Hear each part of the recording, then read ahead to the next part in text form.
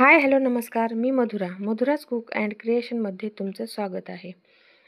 मला हा व्हिडिओ टाकायला उशीर झाला आहे. थोड्या अडचणीमुळे मला टाकायला उशीर झाला.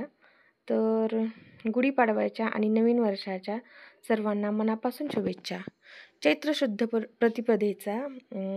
प्रतिपदेला महाराष्ट्रात गुढीपाडवा असे म्हणतात आणि 3.5 मुहूर्तापैकीच हा एक मुहूर्त मानला जातो आणि याच महिन्यापासून वसंत ऋतूला सुरुवात होते. झाडाला नवीन पालवी फुटायला सुरुवात झालेली असते. वातावरणात आनंदी असतं, कारण हिंदू आणि मराठी नवीन वर्षाची सुरुवात होते.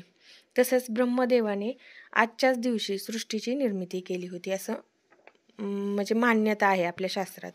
तसेच प्रभू राम 14 वर्ष वनवास करून याच दिवशी अयोध्येला परत आले होते.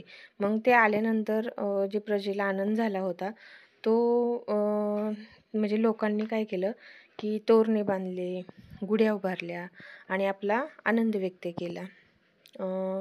तर मग गुढी कशी उभा करतात ते मी तर थोडंसं तुम्हाला दाखवलेलंच आहे. त्याच्यासाठी वेळूची काठी घेतली जाते आणि उंच वेळूची काठी असते. त्यामागेही शास्त्र आहे. तर वेळूची काठी का घेतात आणि ती उंच का असावी, तर राजा वसूनी तपश्चर्या केली आणि इंद्रदेव त्यांच्यावर प्रसन्न झाले आणि त्यांना एक वेळूची काठी दिली.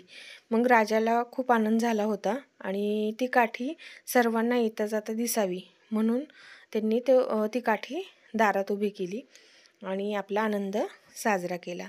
मग त्यासाठी म्हणजे तुम्ही गुढी उभा करताना तर सर्व साहित्य तर तुम्हाला माहीतच आहे. तरी लिंबाचा प्रसादात म्हणजे हरभऱ्याची डाळ, चिंच, कडुलिंबाचे पानं किंवा त्याची फुलं जे आलेले असतात त्याचा वापर करतात.